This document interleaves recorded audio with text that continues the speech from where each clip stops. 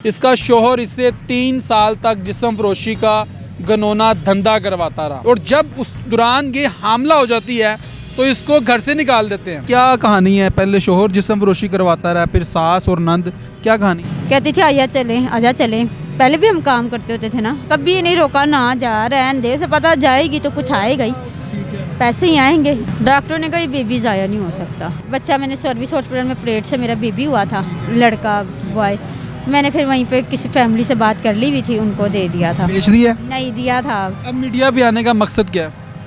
यही मकसद है कि किसी तरह मेरे वो बच्चे और मुझे तलाक दिलवाई जाए। अस्सलाम वालेकुम नाज़रीन, मैं हूं आपके साथ आपका मेज़बान नईम भट्टी और आप देख रहे हैं 1 पॉइंट। नाज़रीन, इस वक्त आपको जो खातून मेरे साथ नज़र आ रही है, इसका शोहर इससे 3 साल तक जिस्म फरोशी का घिनौना धंधा करवाता रहा। जब वो बैरून मुल्क चले जाता है तो फिर उसकी माँ यानी कि इसकी सास और नंद जो है वो भी उससे जिस्म फरोशी का धंधा करवाते हैं और जब उस दौरान ये हामला हो जाती है तो इसको घर से निकाल देते हैं। अब ये रोडों पर धक्के खा रही है और अब फरियाद लेके दर बदर धक्के खा रही है और ये कह रही है कि मेरे बच्चे जो हैं मेरे शोहर के पास हैं, वो मुझे किसी तरीके से वापस दिलवा दिए जाएं। सारी कहानी इस बहन की ज़ुबानी जानते हैं कि शोहर बैरून मुल्क कब गया और ये सारा घिनौना धंधा वो कब से करवा रहा था। अस्सलाम वालेकुम। वालेकुम सलाम। क्या नाम है? मेरा नाम बुशरा। बुशरा, कितनी देर होगी शादी को? मेरी शादी को 7 साल। कितने बच्चे हैं? मेरे 2। ये क्या कहानी है? पहले शोहर जिस्म फरोशी करवाता रहा, फिर सास और नंद, क्या कहानी? मतलब कि इसकी बहन भी पहले मुलविस थी ना इन्हीं का, किसकी बहन? कबीर की। मेरा शोहर का नाम कबीर है? हाँ जी। तो वो जहाँ मुझे उनके घर का खुला माहौल था, जहाँ मुझे कहती थी मैं चली जाती होती थी। क्या कहते थे? कहती थी आजा चले। पहले भी हम काम करते होते थे ना इकट्ठे, मतलब दोस्त थी ना मेरी।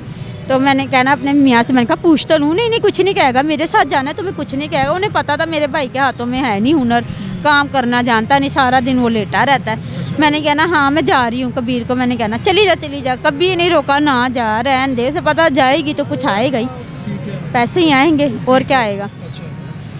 मैंने चले जाना सोबिया के साथ, ये सिलसिला चलता रहा। इसी दौरान तहरीम हो गई बड़ी बेटी, फिर मुबीन हो गया। जब मुबीन हुआ तो 3 साल हो चुके थे शादी को।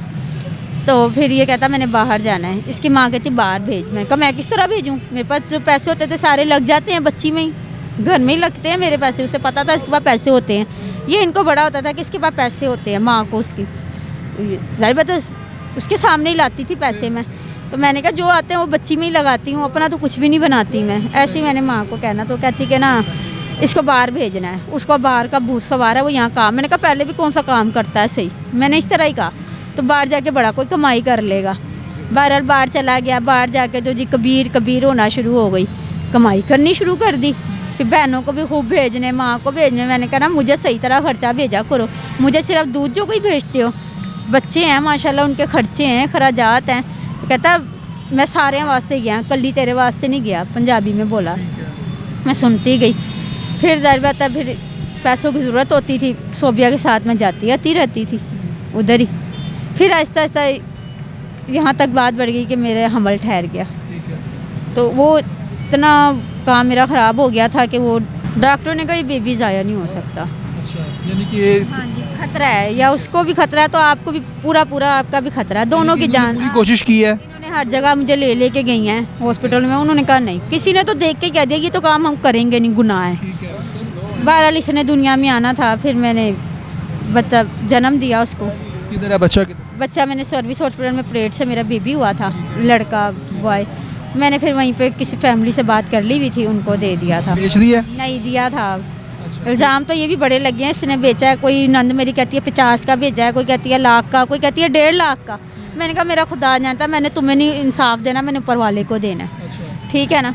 बस मुझे यही था कि किसी अच्छे लोगों के हाथों में दे दूं। मैं तो रुल ही रही हूँ ना, मेरा घर है ना बाहर है, मैं इस बच्चे को लेके कहाँ फिरूंगी। अच्छा, अब मीडिया पे आने का मकसद क्या है? यही मकसद है कि किसी तरह मेरे वो बच्चे और मुझे तलाक दिलवाई जाए। तो उसके लिए फैमिली कोर्ट में केस दायर करो? इतने पैसे नहीं है कि मैं किस तरह जाऊँ फैमिली कोर्ट में। अच्छा, मेरे पास कुछ भी नहीं है, यहाँ तक मेरी तो छत भी सर पे नहीं है। मैं तो किसी के घर पे हूँ। वो भी यही कहती हैं कि अब अपना इससे लो डिवोर्स और अपना कोई ठिकाना बनाओ, कहीं अपना हक का करके बैठो। तो इसीलिए तो आप लोगों के पास आई हूँ। अब देखें ये हालात हैं जिसकी सारी गुफ्तगू आपने मुलाहिजा फरमाई है और उसका कहना है कि इसका शोहर इससे पहले जिस्म फरोशी का धंधा करवाता रहा है, फिर उसके बाद इसकी सास और इसकी नंद इससे जिस्म फरोशी करवाती रही हैं और जब ये हामला हुई फिर उसके बाद इसको धक्के मारकर घर से निकाल दिया है। लेकिन अब ये इसका मुतालबा यही है कि इसकी मदद की जाए और इसके जो 2 बच्चे हैं जो कि इसके शोहर के पास हैं वो इसको वापस दिलवाए जाएँ। इसी के साथ अपने मेज़बान नईम भट्टी को दीजिए इजाज़त और देखते रहिए 1 पॉइंट।